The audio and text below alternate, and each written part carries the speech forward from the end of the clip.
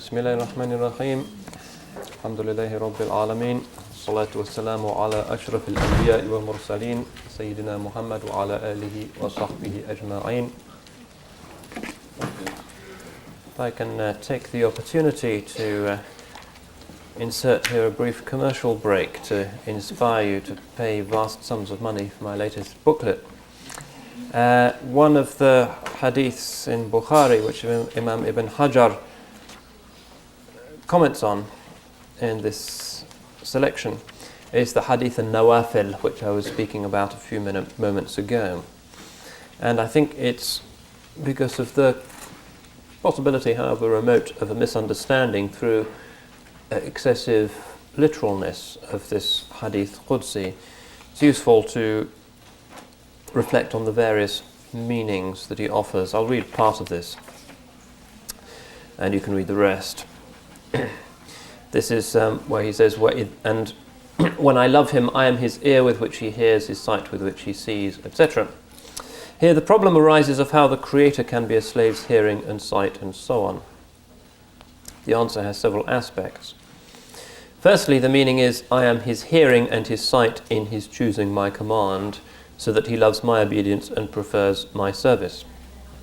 Secondly, the meaning is, his whole being is occupied with me, so that he listens with his hearing only to what pleases me, and sees with his eye only that which I have commanded him to behold.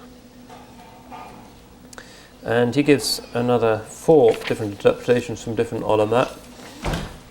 He also explains the meaning that some of the later Sufis have discovered in the hadith. He says, some of the latest Sufis apply it to the spiritual degrees, the maqams of annihilation and obliteration. This is fana or mahu. These being the utmost point beyond which is the void. In this station the Muslim is established by God's establishing him.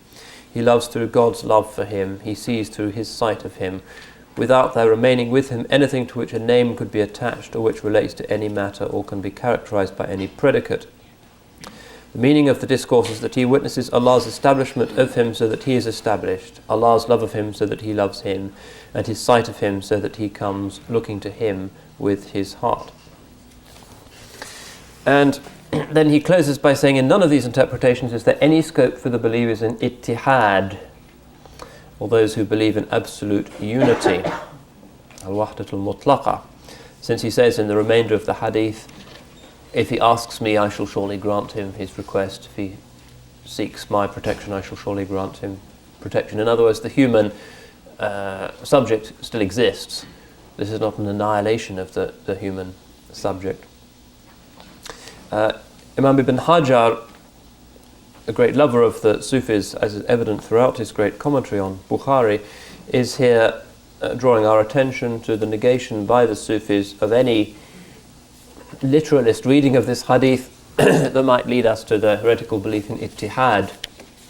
That is to say, the uniting of the human being with Allah subhanahu wa ta'ala, which is impossible. Two essences, a finite and an infinite, cannot coalesce into a single essence. It's logically impossible, theologically impossible, impugns the very principle of tawheed. Anyway, you can read the rest of that at your leisure. I think it's an important parenthetical comment.